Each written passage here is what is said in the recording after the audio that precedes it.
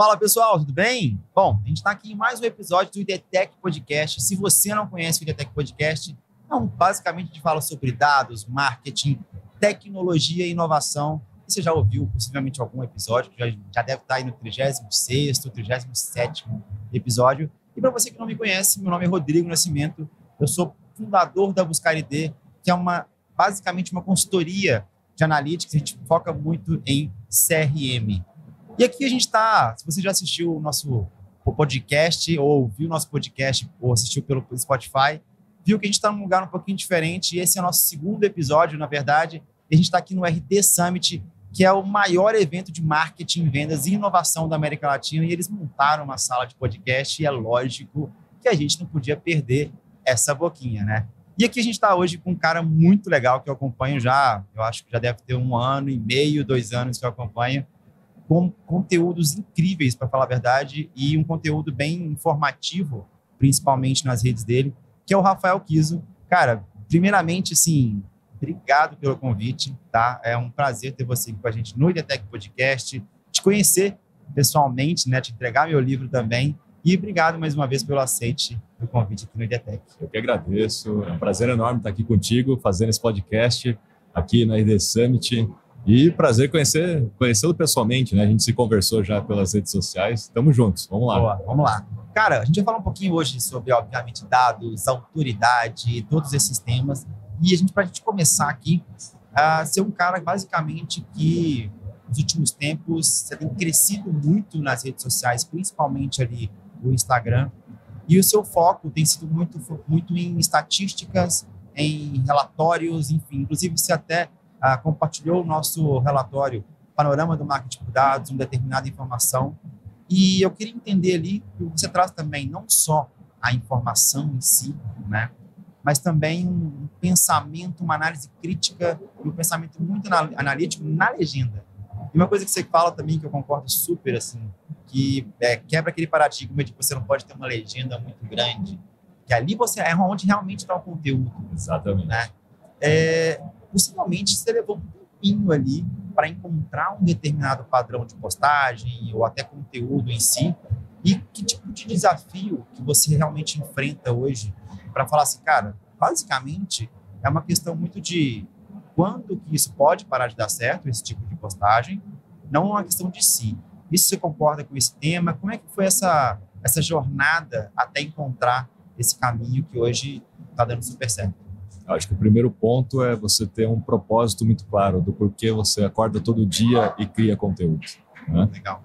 E esse propósito, acima de tudo, não é para ganhar dinheiro, não é para ser famoso, não é para depois virar influencer e vender patrocínio. O propósito tem a ver, de fato, com algum nível de querer ajudar a comunidade, as pessoas, aquele mercado. Né? E eu, genuinamente, quando criei o meu perfil, foi justamente por esse chamado. Eu via muito post nas mídias sociais falando sobre marketing digital ou mídias sociais, um monte de formulazinha pronta, um monte de hack e de um monte de gente que tem pouca experiência no assunto. E eu, cara, já estou há 22 anos nesse mercado. Minha agência começou em 99, né? Já como uma agência digital, então hoje ela existe ainda e tal. Mas eu tenho muita experiência, porque eu já testei muita coisa. Já passei por vários setores, empresas pequenas, médias e grandes, já criei muito, né? Então eu falei, cara, se tem alguém que pode fazer alguma coisa diferente para resolver esse problema, sou eu. E assim começou o meu propósito de criar o conteúdo. Então eu dei essa introdução para falar o seguinte, né? Quando a gente tem de fato um conteúdo que entrega valor, que genuinamente queira ajudar as pessoas, aquele conteúdo é o que mais interessa de fato quando a gente fala de adaptação ao longo do tempo aos formatos. Então o conteúdo inicialmente ele pode ser em texto, quando na época era só blog, né? Depois ele é moldado para um post, depois moldado para um carrossel e eventualmente moldado para um vídeo curto no Reels, ou uma sequência de vídeo curto. Mas o conteúdo ele sempre vai se permanecer relevante, vai se permanecer útil. A linguagem que você tem que ir moldando, né? Às vezes é uma linguagem mais rápida, mais simples, e como você colocou, eu quebrei muito paradigma quando eu comecei a criar posts com legendas grandes, né? E hoje, de fato, as pessoas foram educadas a entender que o maior valor está na legenda e não na imagem, assim, não na fotografia daquele dado, né? Mas isso é um processo que tem frequência e consistência. Então, você tem que se manter frequente e ser consistente e manter a sua linguagem a forma, né? Então é sempre o post com gráfico e legenda, post com gráfico e legenda. Essa consistência ao longo do tempo vai educando as pessoas e vai atraindo o público que de fato dá mais atenção para aquele formato. Então é moldar o público em torno do formato que você tem, né? Então eu entendo assim que isso realmente foi com o tempo, não foi de cara, não foi um acerto assim de cara. Foi, na verdade, uma transição entre formatos e ao longo do tempo tentando me adaptar à própria plataforma. E eu vejo que, naturalmente, eu estou já fazendo a transição para vídeos curtos e aí vai ter um mix disso tudo, né? Então, você tem que estar antenado ali para se adaptar o tempo todo, né? Cara, e tem uma coisa muito legal do propósito, né? A gente vem ouvindo falar muito sobre a palavra propósito. Não necessariamente a aplicação dele em si. E também a gente vem ouvindo falar junto com o propósito sobre originalidade. De você trazer o que é o Rafa, o que é o Rodrigo. Como, por exemplo, eu me adaptei mais aos reels. Então, eu tenho lá os meus reels e que tem lá 20 mil, 30 mil visualizações. Beleza.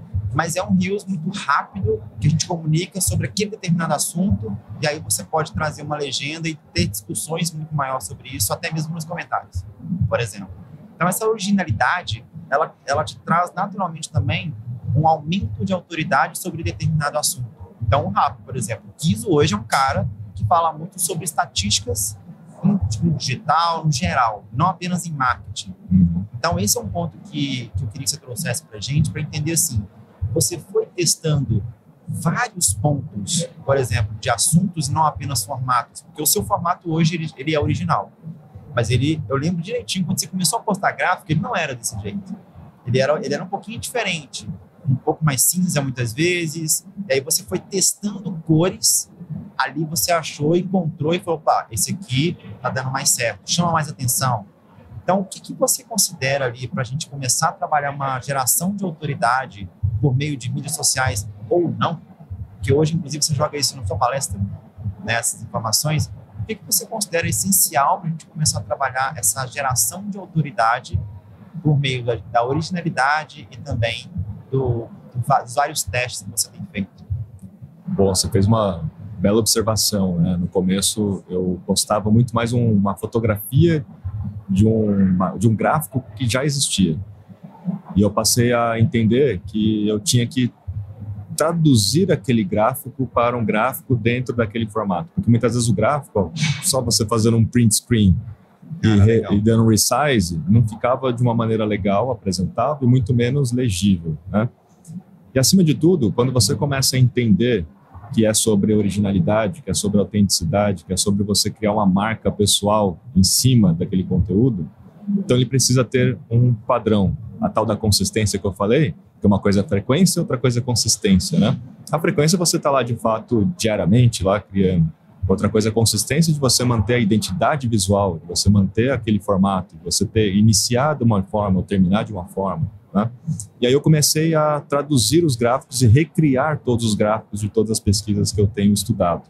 E aí eu traduzo, eu faço as minhas análises, mas eu eventualmente já faço o gráfico do resize daquele formato que é naquele momento o formato melhor para aquela etapa da jornada.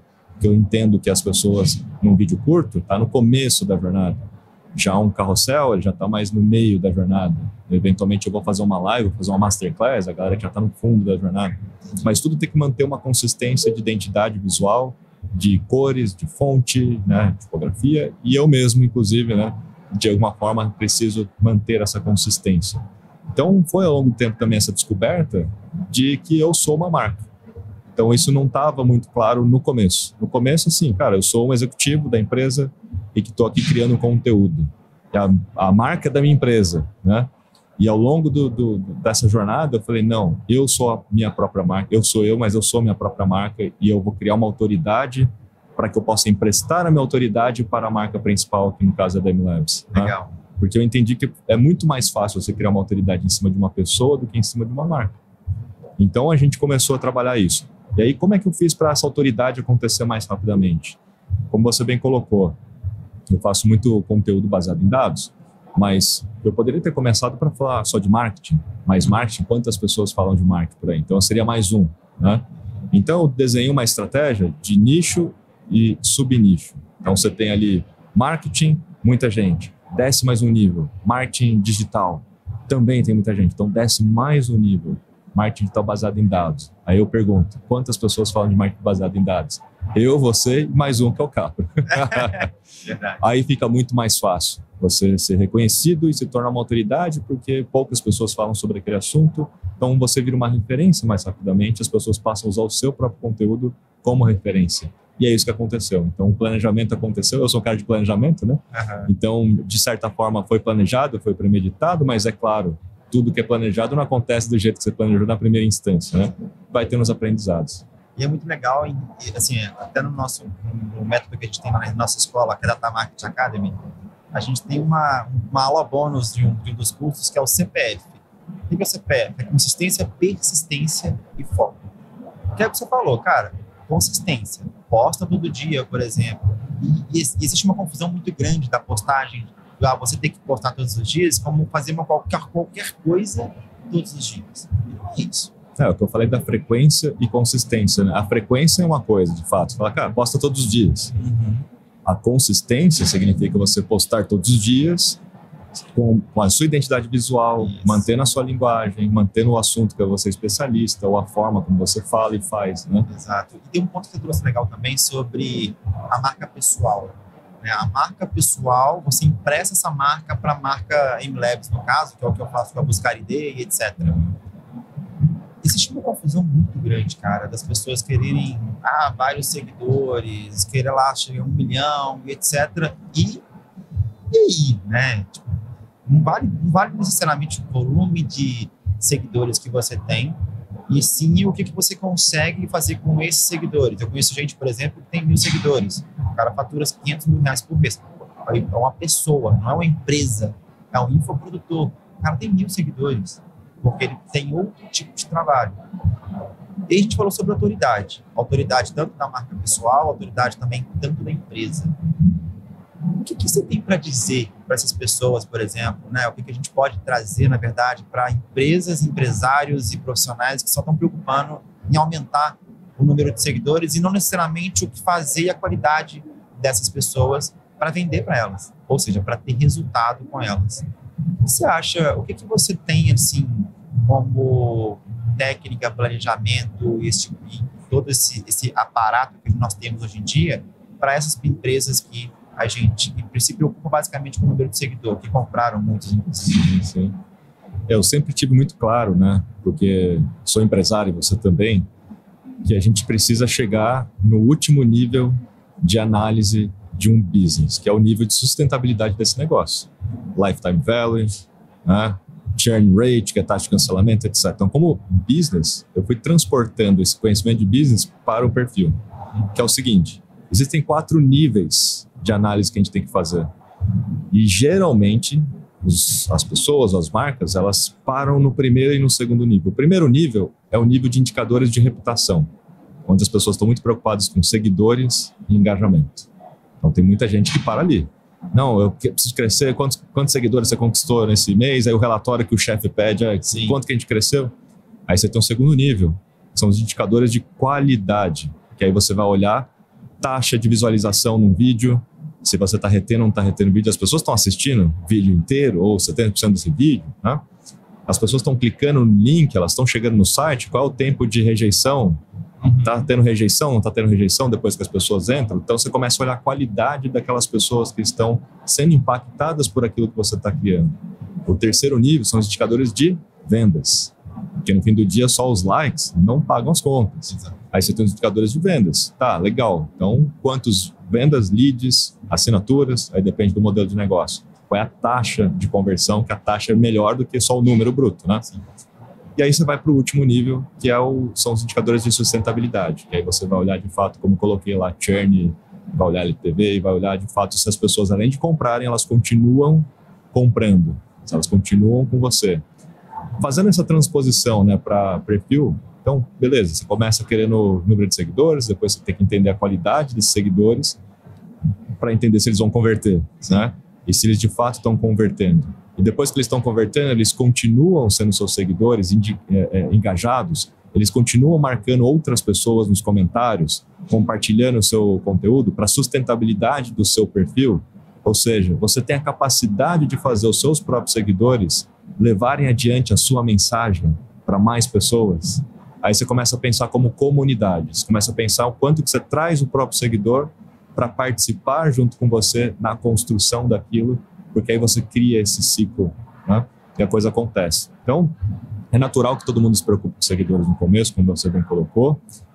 Comprar seguidores, obviamente, hipótese alguma, vale a pena, né? Aí sim você só está por vaidade, mas quando você conquista seguidores de qualidade, faz sentido. Então, as pesquisas que eu tenho mostram, quando você conquista um seguidor, em primeiro lugar, o que acontece com essas pessoas que seguiram? Eles compram alguma coisa de você em curto, médio ou longo prazo, porque você aumenta a frequência de exposição da sua marca pessoal, do seu conteúdo, da sua autoridade.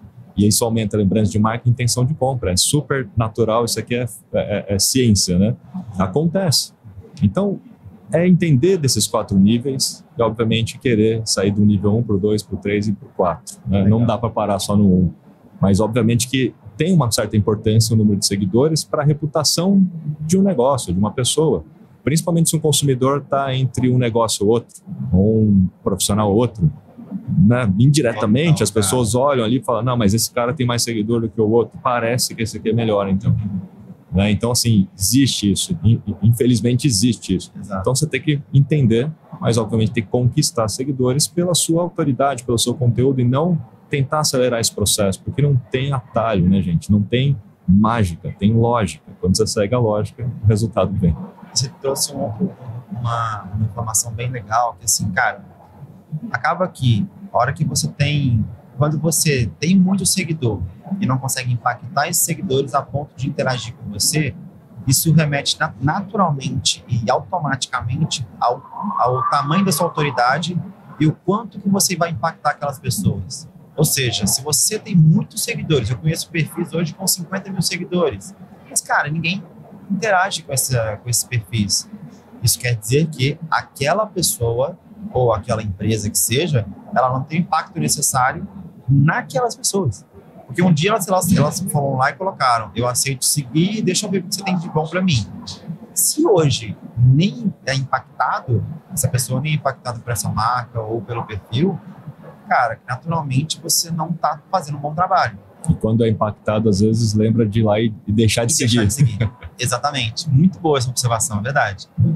E aí, cara, a gente quero entrar um pouquinho agora com você no algoritmo. Enfim, que a galera, nossa, o algoritmo está prejudicando a gente, etc. Independente do que seja, qual que é a minha visão? Eu queria muito saber da sua, assim. Quando a gente pensa no Google 2010, para quem trabalha com SEO, sabe como é que otimizar o Google e o site 2010, com meta keyword, etc e tal, era muito simples posicionar. O Google 2012 já trouxe um nível de complexidade um pouquinho maior, que tirou a meta keyword, colocou uma coisinha aqui, uma outra coisinha ali, title e algumas outras coisas relacionadas até mesmo à velocidade de carregamento e também mídias sociais, que tornou um pouquinho mais complexo. E assim sucessivamente. Só que ao longo do tempo também, muitas empresas e muitos sites apareceram no Google, então eles têm que aumentar a complexidade. Basicamente foi isso que aconteceu com as redes sociais. O Instagram hoje ele tem um volume de pessoas, de criadores de conteúdo muito maior do que ele tinha antes de 2020, por exemplo. Então ele tem que necessariamente aumentar o nível de complexidade para você ter a atenção daquelas pessoas. Qual é o ponto que você considera hoje crucial, digamos assim, para que a gente consiga ter a atenção dessas pessoas, para que a gente consiga manter e reter essa atenção? Porque uma coisa é você conseguir uma vez, igual, por exemplo, teve um story meu, cara, 2.700 pessoas, meu recorde, só que eu não consegui mais, só que foi o story mais dumb da face da Terra.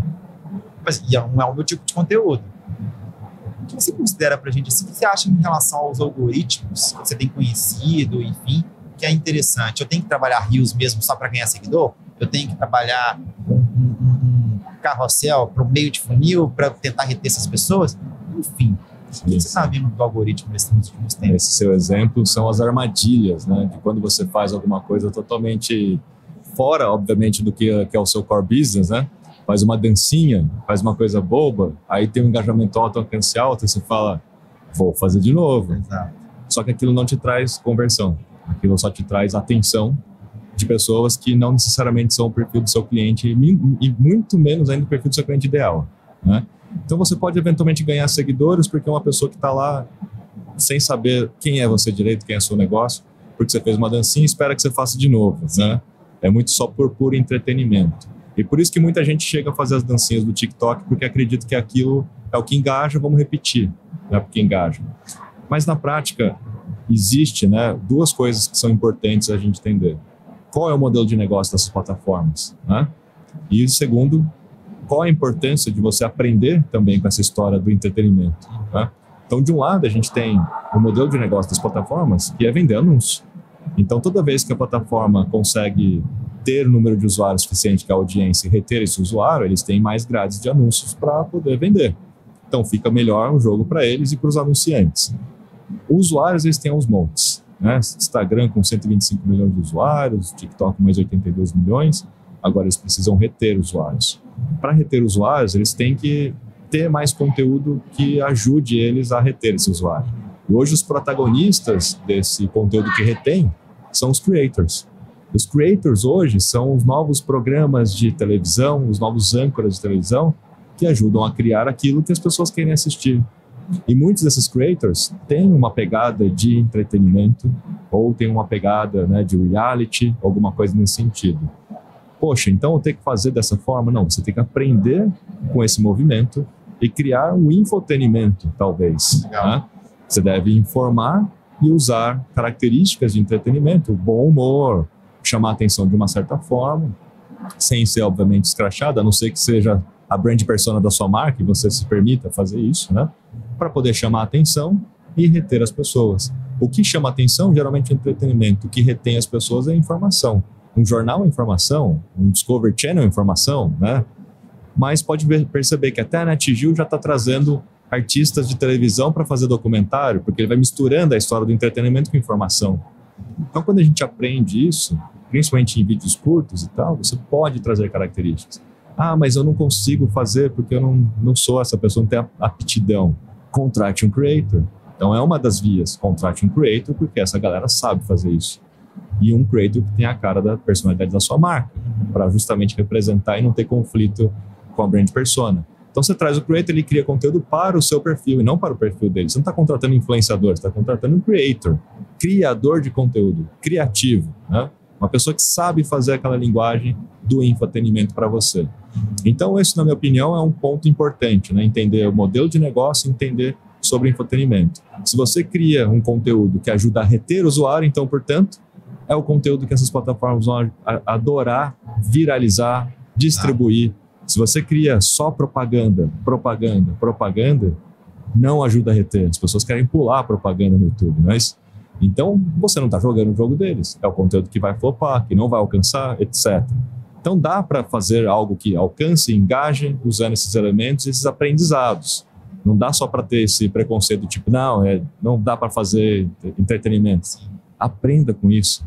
Legal. Né? E legal. Faça isso parte do seu conteúdo. Cara, pegando um recorte muito legal que você trouxe. Puxa, isso para mim foi forte. Assim. Não contrate o influenciador, contrate o creator. Porque é exatamente isso. O cara vai criar para você o conteúdo com aquela personalidade, por exemplo, e não necessariamente fazer uma coisa boba que só para chamar atenção. Então a gente teve muitas publicidades há 15 anos, há 10 anos, até da escola, que a gente tinha muitas brincadeiras, etc., que acabava chamando a nossa atenção. É que a brand persona da escola é o jester. Quando a gente olha para os arquétipos, sim, é o jester, é o bobo da corte. Verdade. Mas é a brand persona escolhida por ela. Perfeito. Por isso que ela se permite. E tem um ponto legal também, assim, eu assisti a palestra do Murilo Gun, hoje aqui no RD, e foi muito incrível. Porque como ele já trabalhou com marketing digital, muitos anos, ele começou a trazer a mensagem dele e adaptar ao marketing digital. Então, por exemplo, qual foi a mensagem dele basicamente? Galera, nós estamos muito acelerados. A gente precisa dar uma desacelerada e entender um pouquinho os nossos KPIs internos. E não os KPIs externos, como CAC, LTV, que são importantes, mega importantes. Mas e o seu KPI interno? Ele brincou o KPI. KPI é cadê a paz interior? E o NPS, que é o Net Peace Score. E ele e aí ele conectou muito mais a plateia, porque estava todo mundo esperando alguma coisa sobre marketing digital, por exemplo.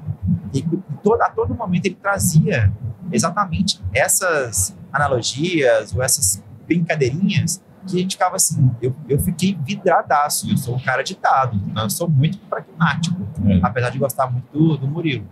Então eu falei assim, caraca, bicho, ele foi adaptando, improvisando muito em cima do evento em si, das pessoas que estavam ali. E foi um mega infotenimento. E um ponto legal é que entretenimento não é só humor. Exato. Todo mundo pensa em entretenimento, pensa, então é piadex, é dancinha. Não, filme de terror é entretenimento. Uhum. Um filme de drama é entretenimento. Exatamente. E ele dramatizou. Ele dramatizou. E isso também, cara. E ele contou história. Contar histórias é parte do aprendizado de entretenimento. Os filmes todos são histórias e retém você por causa disso. Então é isso que a gente está falando. Se você aprende sobre entretenimento e não é só humor, são essas histórias, é o drama ou é a comédia, vai pela via que é mais seguro para a sua brand persona. Sim. Você ajuda a reter as pessoas. Legal. Eu quero fazer agora, tentar fazer com você aqui agora uma estratificação de posts de redes sociais até que a gente consiga ter uma retenção e um engajamento maior. Porque, por exemplo, você trouxe logo no início, né, a gente falou, que eu citei que no início você pegava um retrato ali da pesquisa e etc. e colocava o gráfico, e agora você tem um cuidado muito maior, até mesmo transformando aquele gráfico talvez em uma outra linguagem, em um formato um pouco mais simples. O primeiro impacto que a pessoa normalmente tem, seja com o feed, seja até no Explorar ou qualquer outro local, é o visual. Então, na hora que ele vê um gráfico muito bonito, talvez colorido ou algo do tipo, já chama atenção. Então, a gente já tem um primeiro recorte ali que é o seguinte, cara, você precisa chamar atenção. Você precisa se tornar atraente de alguma forma e diferente de outras postagens. Ponto 1, show de bola. Na hora que a pessoa capta aquele visual bacana, ele tenta ler minimamente alguma informação na imagem. E aí você já tem uma fonte um pouquinho maior sobre o que está sendo representado naquele gráfico. Aí a pessoa, opa, vou clicar, show de bola. Aí ela começa a ver o gráfico bonitinho e logo depois você já tem nas primeiras mensagens, as primeiras palavras, o copy para chamar mais atenção para ele clicar mais. Aí você tem todo aquele conteúdo. Cara, hoje, assim, pelo que eu vejo, os seus posts são os que tem mais comentários. E você acabou de dissecar a fórmula do que a gente faz lá, né? Que legal. Porque é exatamente esse o ponto, né? Entendi. Mas tem um detalhe só no que você colocou, que é do aspecto visual, um gráfico colorido, né? Que normalmente, se você faz um gráfico no Excel, cada barra tem uma cor, né? É o padrão. Exato. E quando a gente falou de consistência, identidade visual, que você é a sua marca, assim como todas as marcas, você tem que fazer as suas escolhas. E você usar todas as cores, você não cria uma identidade reconhecível, né? Porque é mais do mesmo, legal. É o padrão do Excel, então qualquer um que está fazendo gráfico em tese vai sair meio coloridão. Então eu comecei a deixar mais monocromático em termos de cores. Então eu escolhi uma paleta de cores para minha marca e os gráficos, na maior parte das vezes, têm a mesma cor. E por quê? Porque isso gera reconhecimento muito mais rapidamente, principalmente para as pessoas que já estão ali habituadas a ver meu post. Sempre que aparece, ela não precisa nem ver que é do Kiso. Legal. Já reconhece aquele padrão de gráfico e daquela cor. Não é quando a gente fala banco, laranja, qual é o banco? Banco, vermelho, qual é o banco? Então todo mundo sabe. Verdade. Mesma coisa, telecom, azul, qual é... Então assim, tem uma importância de você manter essa consistência, inclusive na coloração, etc. Mas você definiu bem. Tem o gráfico, chama atenção. No meu caso, os meus títulos são títulos que já trazem uma questão ou fazem a pessoa pensar, falar, cara, isso aqui é polêmico. Legal. E eu sempre tento assim, que nem, cuidado, não faça panfletagem digital. É um título que faz a pessoa parar para pensar, falar, que será que... A palavra cuidado... que será que é isso aqui, né? Ou eu faço uma pergunta. Você acha que realmente isso aqui aumenta o engajamento? Então a pessoa, primeiro, ela quer saber a resposta, se sim ou se não. Então ela vai até o fim. Primeira linha da legenda. Ou é de novo mais uma pergunta, ou é alguma coisa do copy que faz ela dar o ver mais e abrir. E a parte mais importante, na minha opinião, que é o final do seu comentário sobre sobre os próprios comentários, né? Que eu chamo as pessoas para um debate no próprio comentário. Eu não dou a dica do tipo assim, eu não sou o guru que vai, faça isso ou faça aquilo. Eu dou o dado, eu faço uma análise em cima do dado e eu falo para você, faz sentido para você ir por um caminho A ou por um caminho B? Vale. Eu até brinco assim nos meus posts. A única regra aqui é testar. Eu não estou te dizendo para você fazer algo ou não. Você só precisa entender que isso aqui é uma tendência ou que isso aqui está sendo cada vez mais importante para você tomar uma decisão. Mas dificilmente eu falo para você, faça isso, faça tal coisa. A única coisa que eu falo para você fazer é testar. E comentar, né? Eu coloco assim, cara, faz sentido, não sei o que e tal, e as pessoas vão lá e comentam. Pô, faz sentido. Só respondeu isso. Ali, né? Mas só respondeu isso, faz sentido. O que eu faço? Eu dou lá o coraçãozinho, o likezinho. Pô, obrigado aí pela atenção, cara, realmente faz sentido. Eu entro muitas vezes no perfil da pessoa, vejo na bio dela o que ela faz, se ela é uma empresa, se ela é um negócio, se ela é uma analista de mídias sociais e tal. Entendendo que é uma agência, eu vou lá e volto. Como é que você faz isso para os seus clientes? Não, é um analista de mídia social. Fala, no seu dia a dia, qual é a sua maior dor na hora que você está fazendo tal coisa? Se é um pequeno negócio, eu falo, para vocês, o desafio do dia a dia aí na hora da venda, não sei o quê, isso aqui funciona? Então, eu crio mais uma pergunta, eu dou eu gero uma discussão, a pessoa inevitavelmente volta para responder, e quando ela responde, aumenta a taxa de engajamento, aumenta o alcance. E aumenta o quê? O número de pessoas que interagem, porque as pessoas, na hora que começam a ler os comentários, elas querem entrar naquela conversa. Ela se reconhece naquela conversa, ela fala, cara, mas acontece isso comigo também, do que o fulano falou. E ela dá o ponto de vista dela. E aí eu continuo. Então, meu post começa a virar um fórum. E pode perceber que as pessoas começam a ler todos os comentários, porque ela quer ver o ponto de vista de todo mundo. Eu já vi comentário, resposta de um determinado comentário seu, de uma outra pessoa, com 15, 20 comentários. E virou realmente esse fórum, essa discussão. Sim. Ali. Testões de todo mundo, saca? Tipo, muito legal. Não, e geralmente na hora que a galera responde, né? Porque fala, faz sentido, respondeu só isso, ponto final. Aí eu interajo. Aí a resposta da pessoa vem, pum, desse tamanho, uma resposta gigante. Fala, agora sim, estamos conversando, né? E é sobre diálogo, não é sobre monólogo, né? Monólogo é isso, postei e sai correndo. Eu só quero em seguidores, eu só quero... Cara, não funciona. Você tem que conversar com as pessoas. As pessoas entram nas mídias sociais, primeiramente, para se relacionar com outras pessoas. E relacionamento é isso, né? É diálogo. Senão não tem conversa. Cara, muito bom essa parte da conversa, porque a gente acaba que as pessoas elas se perdem na mídia, independente dela. Se é TikTok, algo do tipo, ela acaba que só quer o like e só quer o elogio. Tem isso também. É o que eu falei, né? Só está no nível 1 do indicador de reputação, né? Isso. Ela quer o feedback, o elogio e o like e o seguidor. A gente está no momento agora, por exemplo, testando nosso MVP na Buscar, e a nossa métrica norte, né, que a gente brinca lá agora, é reclamação. Cara, se não tiver reclamação, tá errado. Ou o cara não tá usando, porque tá dando pau, tem que dar pau em algum lugar. É um MVP. Toda empresa tem problema. Uma empresa boa é aquela que resolve. Exato. Já diz o Reclame Aqui. Pô, perfeito. Exato. Empresa boa é aquela que resolve o problema. Exatamente isso. E, assim, eu tenho uma curiosidade muito grande sobre... Cara, eu sou muito observador, mas é um nível muito... Até stalker, assim, às vezes.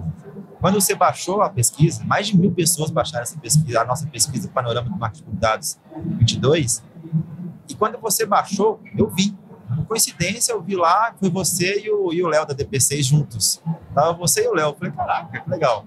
E aí eu comecei, já observei, poxa, talvez o Kiso deve postar alguma coisa sobre isso daqui a um tempo. Vou observar. Aí se soltou, foi quando a gente, inclusive, eu me aproximei de você e tudo mais. Como que é o processo de criação, sabe? Como é que você consegue postar tanta coisa? Obviamente, você estuda pra caramba e etc., mas como é que é o processo de criação para ter essa consistência? Porque é todos os dias, e não é só uma imagem. Você tem uma análise crítica e um pensamento analítico muito forte na sua legenda. E aí você vem ainda mais, agora que você foi mais além o comentário, dos né? comentários. Acaba gastando mais tempo nos comentários do que no próprio post. Exatamente. O que é tudo isso, cara? Como é que é o processo criativo toda essa linha criativa que você tem? Pois é. Eu até aqui na RD, né, eu terminei minha palestra mostrando 1.510 posts. E 1.510 posts significa um post por dia, né? Significa, fazendo um cálculo em anos, 4 anos e 13 dias fazendo posts de forma consistentemente, entregando valor, falando daquilo que eu sei, fazendo análise, etc. Então, é bastante coisa. Bom, técnica que eu uso. Eu crio uma técnica chamada transmídia, calendário transmídia. Qual que é essa ideia? Eu, por exemplo, baixo um material, como o de vocês, e penso numa temática. E essa temática vai ser a temática da semana, porque isso facilita o processo de criação. Em vez de cada dia eu pensar numa coisa diferente. Um dia eu penso em influenciador, outro dia eu tenho que pensar em aplicativo de conversação, aí depois outro dia... Não, naquela semana eu vou falar sobre UGC, User Generated Content, por diversos ângulos, um complementando o outro, a ponto da pessoa, no final daquele período, no final daquela semana, vai ter uma compreensão mais completa sobre o assunto, do que só ter um impacto de uma pílula que é um post só. Sim. É muito raso, inclusive, para que as pessoas realmente se aprofundem naquilo, porque é o meu propósito, é fazer as pessoas pensarem de uma forma mais profunda. Então eu já faço 5, 6 posts muito mais rapidamente, porque eu faço uma vez na sequência. Então eu penso na master idea, tá bom, vamos falar sobre o GC e a importância disso para o marketing. Baixei aqui uma pesquisa que vai falar que tem dados sobre isso, né? E aí, através da Master Idea, eu crio uma peça master. O que é a peça master? É a peça maior. O que é a peça maior? Pode ser um artigo no blog, um Word. Abre o Word e começa a escrever. Cara, deu uma página, 2 páginas. Essa vai ser a minha peça principal. Eu posso postar aquilo no blog? Posso. Ou posso não postar, mas você fez a peça master, que é a maior peça, que tem toda a história. Aí você pega essa história e começa a fatiar ela em vários capítulos ou episódios. É como numa série. Sim. Aí eu vou fatiando. Tá, então aqui eu vou fatiar essa informação vai virar um post, essa informação vai virar um carrossel, essa aqui vai virar um Reels. E qual que é a ideia do transmídia? É você conseguir pegar a história e não replicar a mesma história em vários canais. Você pegar aquela história e conseguir entender o melhor formato para passar aquele pedaço da história. Cara, esse pedaço, o melhor formato é o Stories. Não, esse pedaço, o melhor formato é um carrossel. Esse pedaço, o melhor formato é um vídeo, porque eu não consigo colocar isso numa análise sem me expressar de tal forma. E pensando no início, meio e fim, né? Então, os formatos têm a ver também com início, meio e fim. O Reels é muito bom para início e fim. Os meios, carrossel e Stories. Principalmente o Stories, para entender se as pessoas estão acompanhando ou não, porque os meus Stories são relacionados àquela semana e eu faço várias questões com interação para testar o conhecimento das pessoas sobre aquilo que eu já estou postando. E aí eu vou entendendo se a galera já está sacando, não está sacando, quem não está sacando já começa a querer ir para o feed para ver a história. Então eu trabalho nessa técnica do transmídia storytelling com uma temática semanal. Então toda semana tem um tema diferente. E assim o processo de criação é mais rápido, porque eu não fico perambulando tentando pensar cada hora num conteúdo diferente. Tá? E não necessariamente você pega de uma única pesquisa, por exemplo. Você pega de várias pesquisas para enriquecer. Exatamente. Né? Você pode perceber que muitas vezes eu trago uma pesquisa que assina a imagem. Tem a imagem com gráfico e está lá, fonte. Isso. Buscar ID. A legenda, muitas vezes na legenda, eu crio uma legenda que tem 2, 3 fontes diferentes. Sim. E eu coloco entre parênteses. Verdade. Né? Por quê? Porque eu já estou puxando de outras informações justamente para poder dar um entendimento mais rico para aquele assunto. Isso gera mais consistência para a informação que está sendo passada também, né? Sim. Isso está tão... Hoje em dia, cara, eu tenho visto... o TikTok é muito bom nisso. O TikTok, quando eu falo TikTok Business, eles trabalham muito bem isso em eventos, etc. Mas tem um caso muito emblemático que me impactou, porque eu não sou fã ou algo do tipo, mas do Emicida. Eu acho o cara mega blaster inteligente, é absurdo, né, o que ele faz, a representatividade que ele tem, mas me chama muita atenção, porque eu sou um consumidor muito de Netflix. Adoro e etc, enfim. Mas quando ele lançou o Amarelo, eu falei, caraca, primeiro que já me chamou a atenção Amarelo. Eu falei, putz, que maravilhoso. Eu fui tentar entender um pouquinho por trás do que tinha ali, né? E aí, obviamente, fui entender a estratégia de comunicação no geral. Cara, ele iniciou antes a comunicação. Antes de anunciar na Netflix. Antecipação pra caramba. E não só em mídias digitais. Nos shows dele também. Só que ele não falava, vai ter o amarelo no Netflix. Cara, ele tinha coisas sutis, quase que easter eggs nos shows, algo do tipo. E a galera ia se familiarizando. Ia familiarizando. E a partir de quando ia chegando, ele ia aumentando essa intensidade da comunicação. E aí veio uma música. Você fala, caraca, bicho, assim, aí lança o negócio, obviamente foi muito sucesso. Não, isso funciona para Black Friday. Você antecipa e faz a pré-Black Friday de verdade, né? Porque muitas vezes a galera faz a pré-Black Friday no dia anterior ao dia que é a última sexta-feira, né? E na prática, principalmente este ano, a gente tem que se antecipar ainda mais, porque tem Copa, etc. A pré-Black Friday não precisa dar ofertas. Você começa a criar essa antecipação, fala pra galera, vai ter a Black Friday, quem tem interesse em receber em primeira mão as ofertas, coloca seu e-mail aqui, coloca aqui seu WhatsApp, porque aí você gasta até menos dinheiro de mídia quando chega a semana da Black Friday, porque você já tem o contato direto, já manda mensagem, e-mail, SMS. Então tem esse contexto, mas eu acho que o ponto do Emicida em si, ele aprendeu com a própria indústria de entretenimento, do cinema principalmente, né? Exato. Que os caras fazem isso muito bem, né, cara? Então, de novo, é aprender com muita gente que já tá fazendo isso e colocar isso para dentro do seu próprio contexto. Adaptar, né? Fazer uma pequena adaptação ali pra gente, assim. Cara, muito legal. Kiso, assim, acho que a gente pode... Ano passado, praticamente, assim, as grandes tendências para 2022, elas diziam muito sobre vídeos curtos. E a gente viu isso se consolidar no ano. Eu acho que a gente vai continuar vendo isso ao longo de alguns anos, talvez 2, 3 anos. E óbvio, o TikTok contribuiu muito com isso e etc. As pessoas cada vez mais, elas querem consumir mais coisa em menos tempo. Mas o que você acha, assim, talvez pelos próximos... 2023, vai. O que você está enxergando que vai ser interessante ou que pode ser uma tendência bem interessante, bem bacana para empresas e para creators, influenciadores, etc., para chamar a atenção ou minimamente atrair a atenção das pessoas em mídias digitais? O vídeo curto vai continuar, até porque ele está no seu início, na minha visão. Ele não está no fim, né, do tipo de um ciclo, né? Ele está no início de um ciclo. Pode perceber que o Shorts no YouTube ainda nem pegou, sendo que o YouTube é hoje a maior plataforma. Quando a gente compara com o Instagram, quando a gente compara com o TikTok, não, o YouTube é a maior plataforma, o número de usuários ativo. O Brasil inteiro assiste o YouTube. Então, assim, eles têm um poder de audiência muito grande, eles introduziram o Shorts.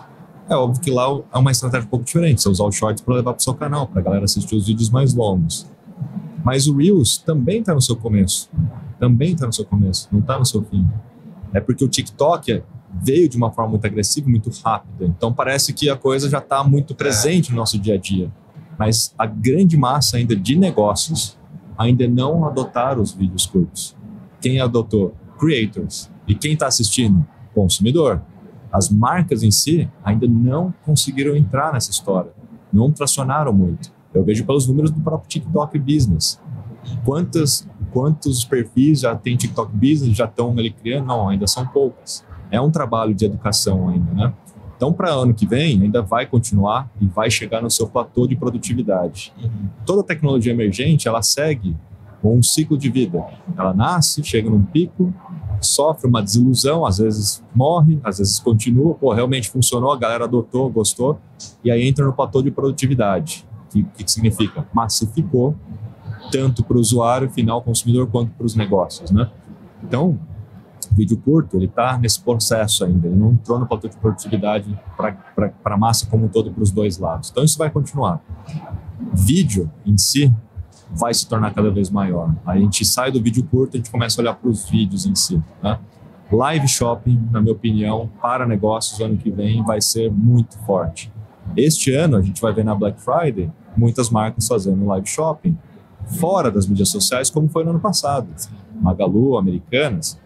Por quê? Porque as próprias plataformas de mídias sociais ainda não dão um suporte devido para live shopping. Não tem como você fazer um checkout nativo. É. Não tem, ainda. Só que eu já vejo lá na China, o fenômeno que é live shop na China, por exemplo, no TikTok, lá o Douyin, né? Já é uma das principais plataformas de live shop. A própria Alibaba, né, tem uma plataforma chamada Taobao Live, que, cara, colocou, só para você ter uma ideia, mais de 1.500 transmissões de agricultores fazendo live shopping pelo sistema. Então, assim, o agricultor lá pegando a fruta fresquinha, fazendo live shop, você quer comprar essa fruta, você vê a procedência, você vê ali de onde está vindo, você vê que não tem agrotóxico. Então, agrega valor para o pequeno negócio que não tem condições de ter um e-commerce, que não, é complexo ter um e-commerce, mas ele consegue vender para uma live shop.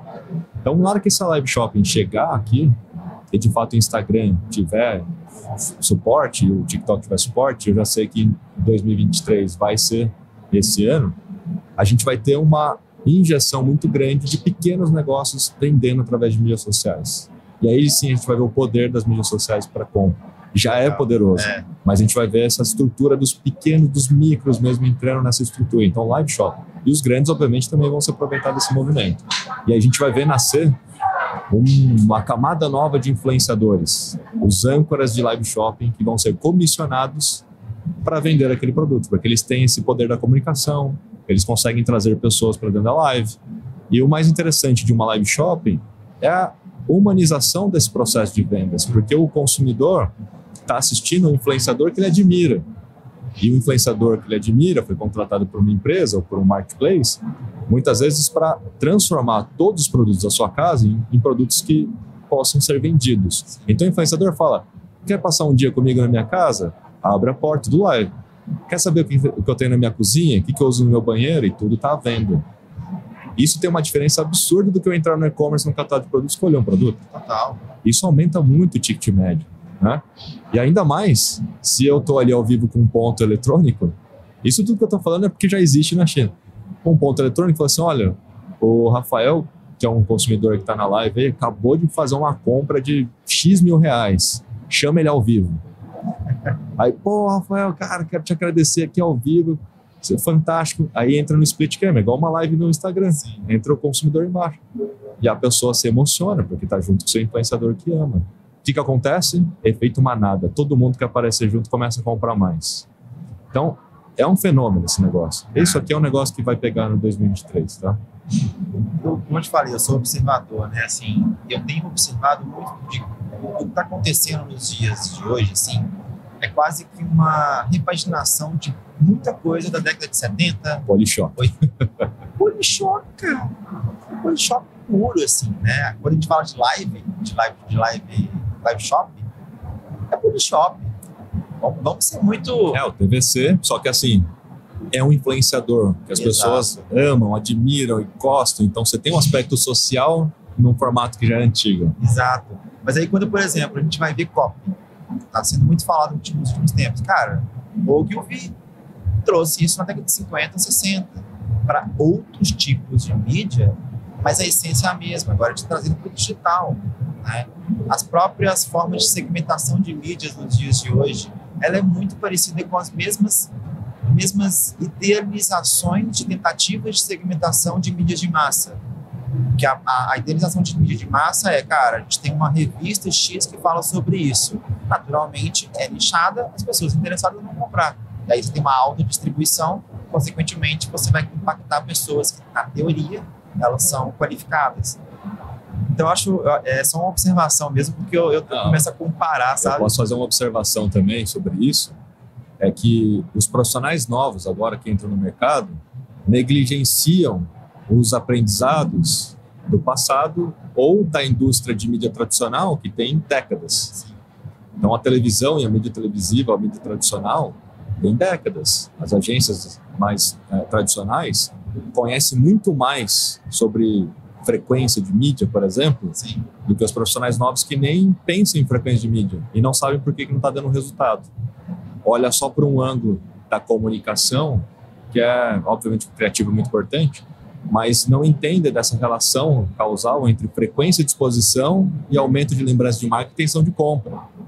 E aí fica fazendo mídia, mas sem entender que às vezes é melhor você abrir mão de alcance para poder aumentar a frequência de mídia. Pô, prefiro alcançar em vez de 1 milhão de pessoas uma vez alcançar 100 mil pessoas 10 vezes. Perfeito. Porque aí eu tenho maior probabilidade de venda. Sim. É um tipo de conhecimento que vem da mídia tradicional, Exatamente. que a galera nova não tem. Então, assim, tem que aprender com as mídias antigas. Tudo é uma evolução. Nada, né? Não, isso aqui é velho, esquece, joga fora, você tem que criar uma coisa totalmente nova. Não, gente, é uma evolução. Então, o que a gente falou, TVC com o influenciador digital é uma evolução. Sim. São coisas análogas, né, com o que a gente tinha no passado, mas que tá tudo certo, não tem problema. São aprendizados que a gente tem que evoluir, continuar. Mas na hora que a gente pega o fundamento das coisas, né, o fundamento se mantém, é impactar pessoas. Por exemplo, Google, SEO. A minha especialização inicial foi SEO. Né? Na hora que a gente vai avaliar, quando o Google fala, cara, prioriza a satisfação do usuário, nada mais é que ele quer entregar um melhor resultado para quem está pesquisando. E se você tiver um ótimo resultado, ele vai fazer isso naturalmente. Porque se ele não fizer, nós vamos para o Bing, vai para um outro, né? Apesar de que a palavra mais buscada no Bing é Google, mas então tudo bem. Essa eu não sabia, não. A palavra mais buscada no Bing é Google.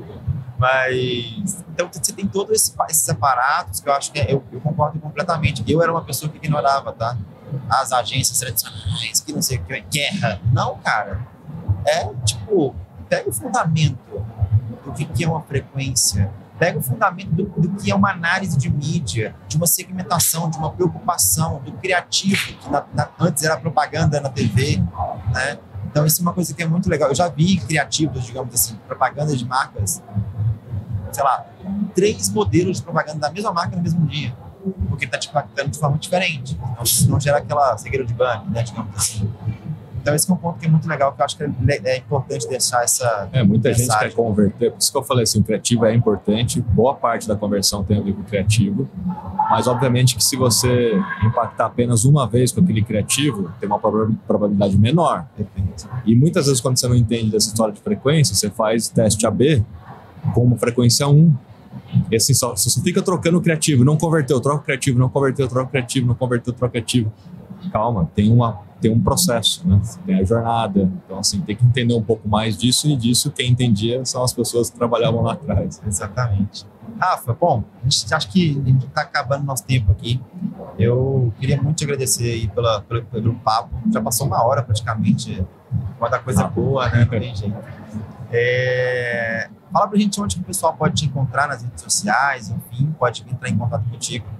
Bom, eu sou Rafael Kiso. Apesar do meu nome é Rafael Kiso, o arroba é rkiso, R-K-I-S-O, não é com Z, é com S. Mas isso é só no Instagram, porque nas outras redes você coloca meu nome lá, você me acha. Lá eu posto todos os dias, né, de marketing digital baseado em dados e tudo. E tem o da M-Labs também, que a gente faz conteúdo todos os dias, que é o Social M-Labs. É um conteúdo bem mais, vamos dizer, abrangente do que o meu, porque o meu é muito focado em análise de dados, né? Então eles já dão muito mais orientações de mídias sociais como um todo, mas vale super a pena também, porque o trabalho lá é bem legal. Sem dúvida. Eu acompanho também. Me lembro, ano passado, inclusive, a gente fez um trabalho com vocês para divulgar a Dashboard e etc. Foi bem bacana. Então, quando vocês adquiriram a Dashboard, foi muito massa. Bom, pessoal, se você está aqui até agora com a gente, está ouvindo pelo Spotify, assistindo pelo Spotify ou pelo YouTube, não deixe de classificar a gente, o podcast, o IDTech, enfim. E lembrando, sempre, desde quando o Leandro Figueiredo, que é diretor do Atlético, falou com você, não classifique com a estrelinha 4 para baixo, senão você será amaldiçoado. É só a estrelinha 5 que funciona, ok? E no YouTube, dá o gostei, segue a gente no canal, tem muito mais podcast, muito mais conteúdo pra gente. Beleza? Então, obrigado, Rafa. Valeu demais. Obrigadão. Até a próxima. E a gente se vê, se fala nos próximos episódios. Tchau, tchau.